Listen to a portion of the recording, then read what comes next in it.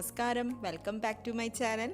നമ്മുടെ ചാനലിൽ കുറച്ച് നാളായി ഞാൻ സ്നാക്സും കൊണ്ട് വന്നിട്ട്, അതുകൊണ്ട് ഇന്ന് വന്നിരിക്കുന്നത് ഒരു ഈസി ഈവനിങ് സ്നാക്ക് റെസിപ്പി ആയിട്ടാണ്.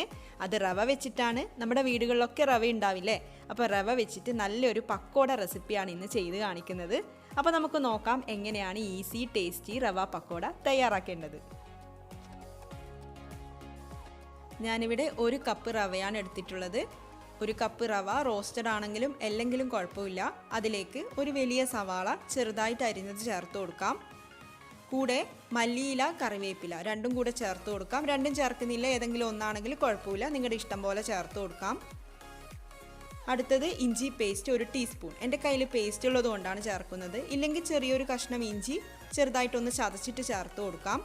പിന്നെ ഞാൻ ഇതിലേക്ക് തേങ്ങാക്കൊത്ത് ചേർക്കുന്നുണ്ട്. ഇത് ഏകദേശം 2 ടേബിൾ സ്പൂൺ ഉണ്ടാവും. തേങ്ങാക്കൊത്ത് കൂടുതൽ ചേർക്കുമ്പോൾ ടേസ്റ്റ് കൂടും. അടുത്തതായിട്ട് പച്ചമുളക് 2 പച്ചമുളക് ചെറുതായിട്ട് അരിഞ്ഞതാണ്. ഇതിൽ വേറെ മസാലപ്പൊടികളൊന്നും എരിവിന് വേണ്ടി ചേർക്കുന്നില്ല, മുളക് പൊടിയൊന്നും ചേർക്കുന്നില്ല. അടുത്തത് തൈര് ചേർത്ത് കൊടുക്കാം. 4 ടേബിൾ സ്പൂൺ തൈരാണ് ചേർക്കുന്നത്. അപ്പോൾ തൈര് എടുക്കുമ്പോൾ അധികം പുളിയില്ലാത്ത തൈര് എടുക്കാൻ വേണ്ടിയിട്ട് ശ്രദ്ധിക്കണം. പുളി കൂടിയാൽ നമ്മുടെ പക്കോട അത്ര ടേസ്റ്റ് ഉണ്ടാവില്ല, അതുകൊണ്ടാണ്. ഇനി നമുക്കിതിലേക്ക് കായം ചേർത്ത് കൊടുക്കാം. ഒരു 1/2 ടീസ്പൂണോളം കായം ചേർത്ത് കൊടുക്കാം. കായത്തിൻ്റെ ഫ്ലേവർ കൂടി ചേരുമ്പോൾ നല്ല ടേസ്റ്റ് ആയിരിക്കും. ഇനി ജീരകം ചേർത്ത് കൊടുക്കാം. സാധാരണ ജീരകമാണ് ചേർക്കുന്നത്. ഒരു 1/2 ടീസ്പൂൺ ജീരകം ചേർത്ത് കൊടുക്കാം. പിന്നെ ആവശ്യത്തിന് ഉപ്പ് കൂടെ നമുക്ക് ചേർത്ത് കൊടുക്കാം. ഇനി എല്ലാം കൂടെ നന്നായിട്ടൊന്ന് മിക്സ് ചെയ്ത് കൊടുക്കാം. കൈ വെച്ചിട്ടോ സ്പൂൺ വെച്ചിട്ടോ നമുക്കിത് എല്ലാം കൂടെ നന്നായിട്ട് മിക്സ് ചെയ്യാം.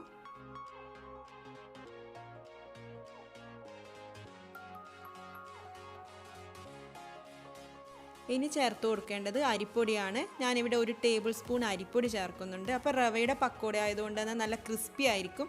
അപ്പോൾ കുറച്ചുകൂടി ഒന്ന് ക്രിസ്പി ആവാൻ വേണ്ടിയിട്ടാണ് അരിപ്പൊടി ചേർത്ത് കൊടുക്കുന്നത്. അതും കൂടെ ചേർത്തിട്ട് വെള്ളം ഒഴിച്ചിട്ട് ഇനിയൊന്ന് നമുക്ക് നന്നായിട്ടൊന്ന് മിക്സ് ചെയ്തെടുക്കാം. വെള്ളം കൂടുതലാവരുത്, നോക്കിയിട്ട് കുറച്ചായിട്ട് ഒഴിച്ചു കൊടുക്കാം.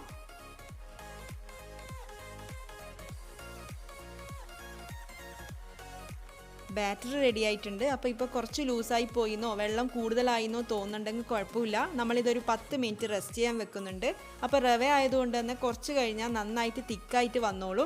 അപ്പോൾ നമുക്കിതൊരു 10 മിനിറ്റ് റെസ്റ്റ് ചെയ്യാൻ വെക്കാം.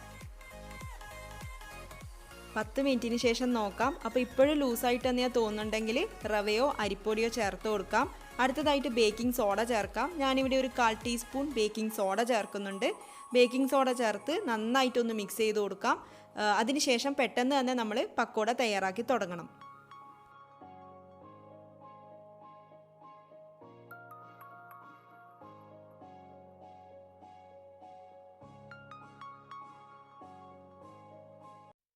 ഓയിൽ നന്നായിട്ട് ചൂടായി വന്നിട്ടുണ്ട്. ഇനി നമുക്ക് പക്കോട ഓരോന്നായിട്ട് തയ്യാറാക്കിയെടുക്കാം.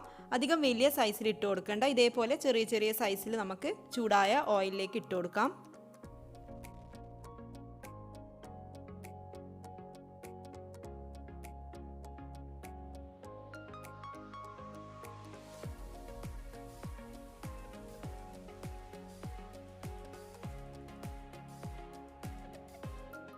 അപ്പോൾ മീഡിയം ഫ്ലെയിമിൽ നന്നായിട്ട് മൊരിഞ്ഞ് വന്നിട്ടുണ്ട്.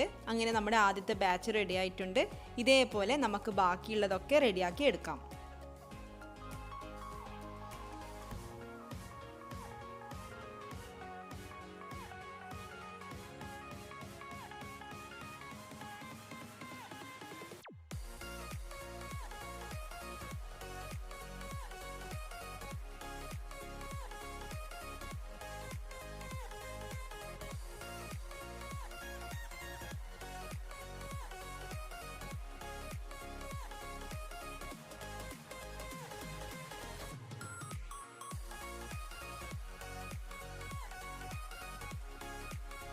അങ്ങനെ നമ്മുടെ റവ പക്കോട റെഡി ആയിട്ടുണ്ട്. അപ്പോൾ ഗസ്റ്റൊക്കെ വരുമ്പോൾ പെട്ടെന്ന് ചെയ്ത് കൊടുക്കാൻ പറ്റിയ നല്ലൊരു ടേസ്റ്റി റെസിപ്പിയാണിത്. അപ്പോൾ എല്ലാവരും ഒന്ന് ട്രൈ ചെയ്ത് നോക്കണം. ചെയ്ത് നോക്കിയാൽ മാത്രം പോരാ, നിങ്ങളുടെ അഭിപ്രായവും പറയണം.